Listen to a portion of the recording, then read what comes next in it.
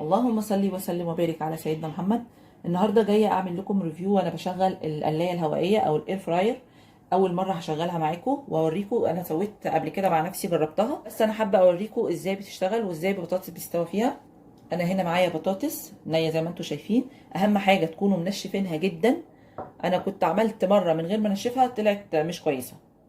لازم تنشفوها جدا قبل ما تحطوها، وبالفرشه تعملوا الزيت عليها، يعني معلقه زيت واحده بس تقعدوا تقلبوا فيها بالفرشه على البطاطس نفسها قطعه قطعه. طبعا انا ما رضيتش اوريكم الكلام ده عشان ما اطولش عليكم في الفيديو. اول حاجه بتحطي الفيشه، بعدين تطلعي الحله بتاعتها، بسم الله الرحمن الرحيم، تضيفي البطاطس. بفردها بس كده ان شاء الله تبقى باينه معاكم اهيت، فردتها، ندخلها. شوف البطاطس الوقت بتاعها قد ايه في الحراره وكمان في التايم اللي هو الوقت بتاعها. يعني هنحرك من هنا بسم الله. بصوا مجرد ما انا حركت اللمض اللي فوق اتحركت معايا. اول ما انا حركت التايم على طول اللمض اللي فوق نورت معايا اهيت.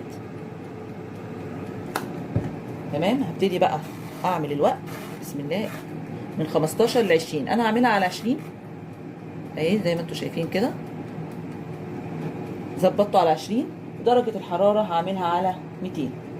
بظبط السهم بتاع التايمر نفسه على درجة الحرارة وبسيبها. طبعا مش هفضل معاكم ال 20 دقيقة على الفيديو، هنفصل لحد ما تستوي وارجع لكم تاني. نصيحة، التايم ده بتاع الوقت بعد ما انت بتظبطيه ما ترجعيش بيه تاني. يعني انت عملتيه على 20 15 اي وقت عملتيه فيه، ما ترجعيش التايم ده بعد ما تحطيه على عدد معين، عشان كده بيقلل استهلاك المكنه وبتبوظ كمان معاكي. تمام. فاحنا هنسيبه لحد ما تخلص ال 20 دقيقه وارجع لكم تاني. هنا التايم قرب يخلص، فاضل دقيقه واحده او حاجه بسيطه يعني. بس انا حبيت اشغل لكم اوريكم ان هو بيعمل صوت بيعرفك ان هي فصلت او خلاص استوت الحاجه اللي انت حطاها والمده بتاعتها خلصت. فانا حبيت اشغله. اللمبه هنا في عندك لمبه الحمراء اللي هي ايدي عليها دي بتطفي اول ما توصل درجه الحراره عاليه قوي، بتروح فاصله دقيقه واحده فقط لا غير وبترجع تنور تاني.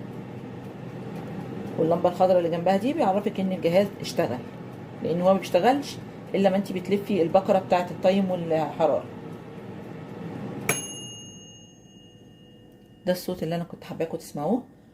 خلي بالكم كل المكان ده بيبقى سخن، فانتوا تعملوا بحذر وما تخلوش اطفال هي اللي تعملها. بسم الله.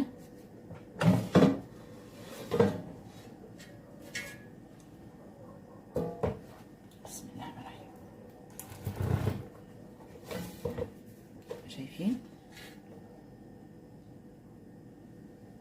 بطاطس متحمره بدون زيت، بمعلقه زيت واحده فقط لا غير. شايفين الجمال ما شاء الله،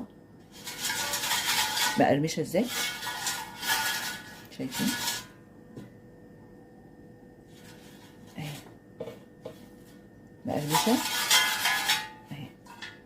يعني حتى المصفى بتاعتها مش متعاصه زيت ولا اي حاجه، بفرشه بس دهنه بسيطه بتعملي البطاطس بتلاقي عندك المصفى نفسها نظيفه. ادي الحله كمان ما فيهاش اي زيت ولا فيها اي حاجه. حاولي ما تحطيش زيت كتير، عن تجربه الزيت الكتير بيبقى يخليها كمان مش حلوه ولا مقرمشه بالشكل ده. ان شاء الله يكون استفدتوا منها. وانا عن نفسي بصراحه مجرد ما سمعت عنها وعرفت ان هي صحيه والاكل هيبقى فيها من غير زيت، منه توفير للزيت، هيبقى صحي. هتاكلي حاجه بدون زيت وبدون مقليات اللي بتضر الجسم وتضر الصحه. ان شاء الله الريفيو بتاعنا يكون عجبكم واستفدتوا منه، واللي حابب يشتريها يكون اخد فكره عنها. دي ماركه سوكاني. ان شاء الله نشوفكم في ريفيو جديد، والسلام عليكم ورحمه الله وبركاته.